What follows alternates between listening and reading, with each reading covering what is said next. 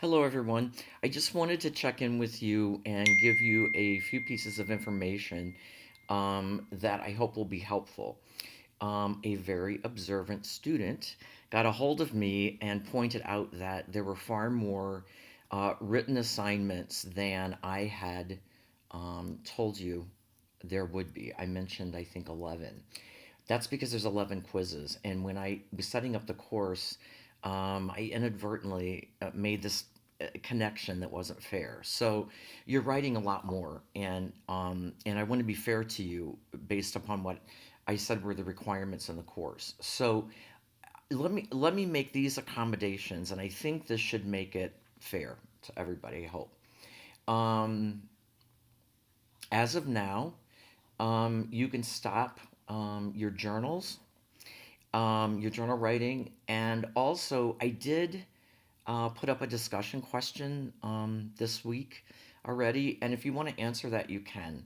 But I'm also going to say that I'm going to drop the discussions um, for the rest of the semester. Also, the last two chapters in the text are chapter 14 and 15. 14 is about physical disabilities, and 15 is about students who are gifted. Uh, in some ways, it's physical disabilities and health impairments is not exactly the same as working with kids with multiple disabilities, etc., which is the chapter before that. But that chapter covers a lot of things, like about handling, for example, the way we move people around with disabilities and things like that. So I kind of think if we cover that chapter well, you're going to be okay for the next chapter. So for those two chapters, again, 14 and 15, you do not have a written assignment. I do want you to take the quizzes because it's a characteristics course. And, I'm not a big fan of quizzes and tests, but some things are just do you recognize the characteristic?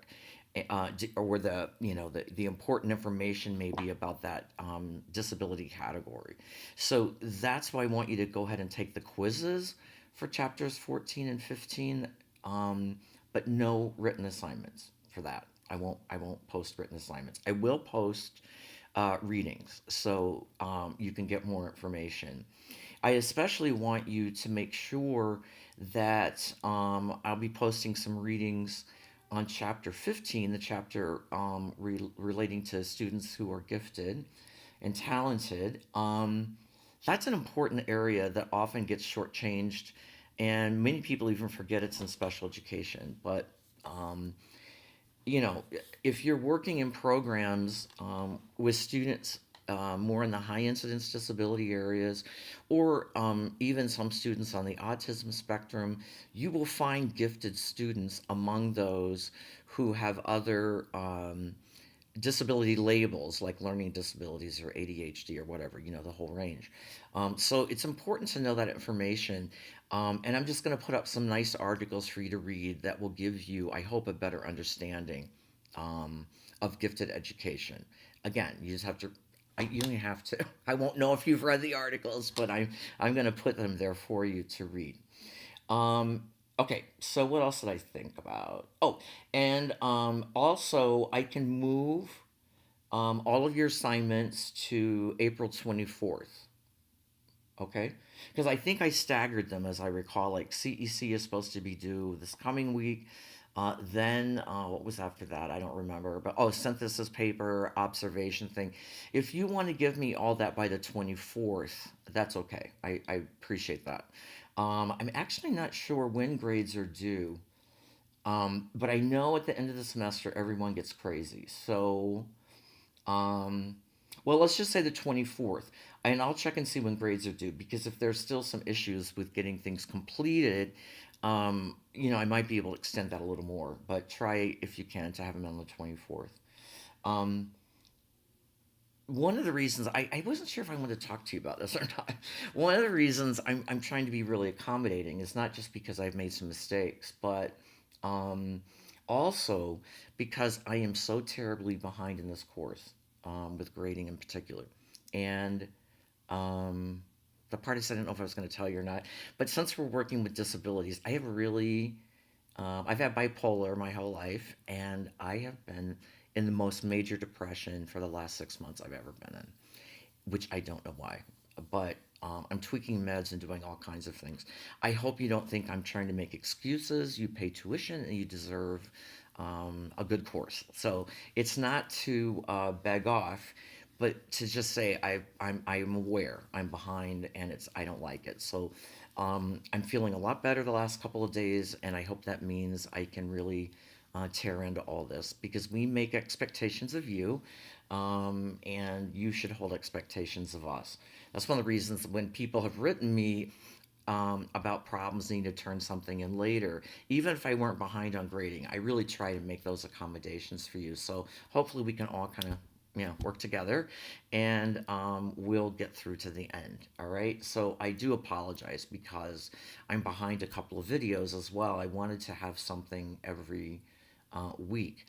By the way, I told you you don't need those videos to do any of the assignments. So if you don't see one or you didn't happen to watch it, it's not going to affect your assignment. It's more just Mark's thoughts about things. Um, all right, one more thing, and that is the clinical experience as a student teaching office. Okay, what the special education department did, um, I don't know, a few years back, was make a policy that all students that are completing SPED 501 have all of their paperwork completed by the end. And I think she's given you an earlier deadline. Let me start over. Gosh, I'm going to confuse this. CES may set a deadline for you that's different. Because sometimes they ask for things, at different dates and stuff like that. So whatever CES, the clinical experiences and student teaching office, whatever they tell you is the rule. We really, really don't get involved with them, and for good reason, because you just don't want too many, cooks in the kitchen.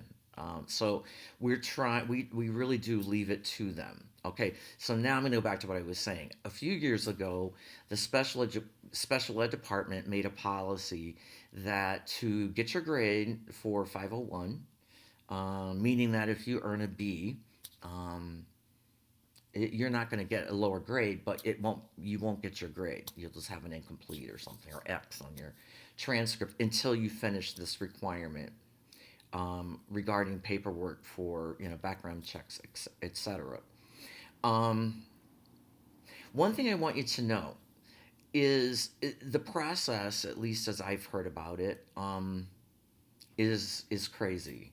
I've been through it similarly when I was in school to graduate. What I mean by crazy is a lot of redundant stuff, a lot of, I already did this, I'm not going to work there. I know.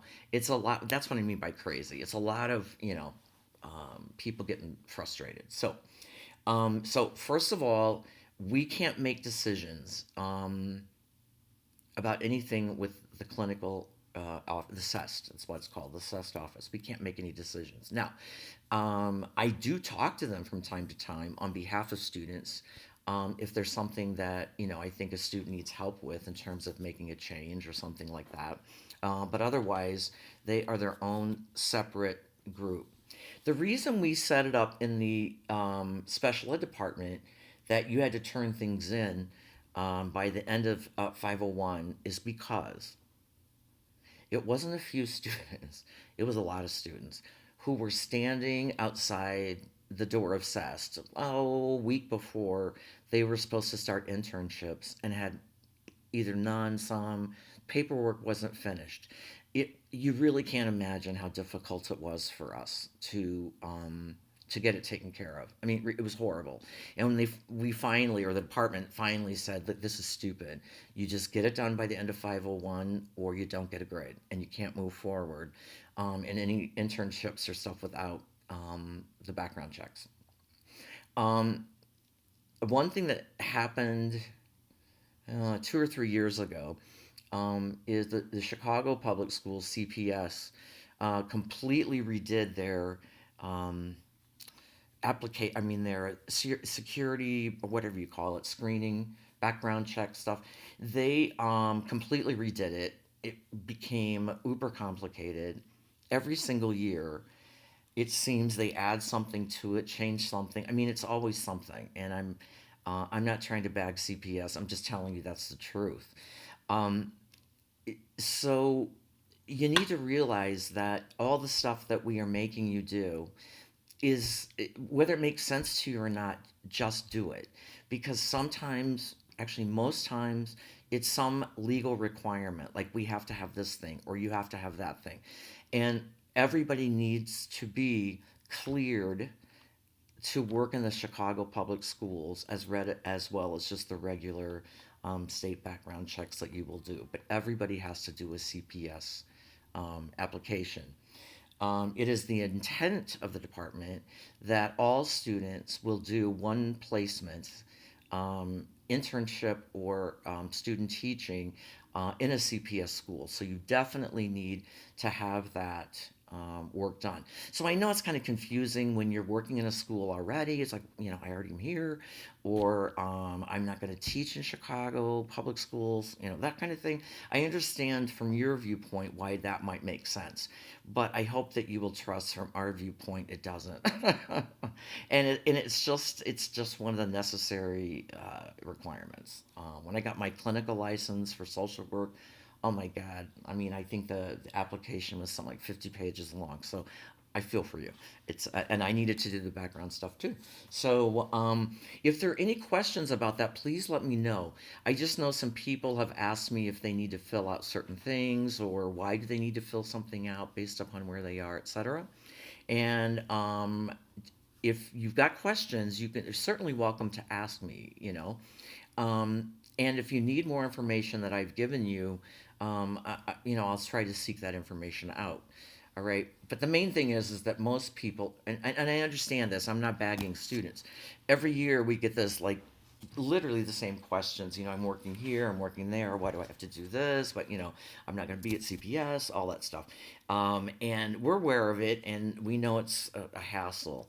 But I can just tell you, since I've been at NEIU, the requirements for you to be in the schools have gone from, like, this to like that.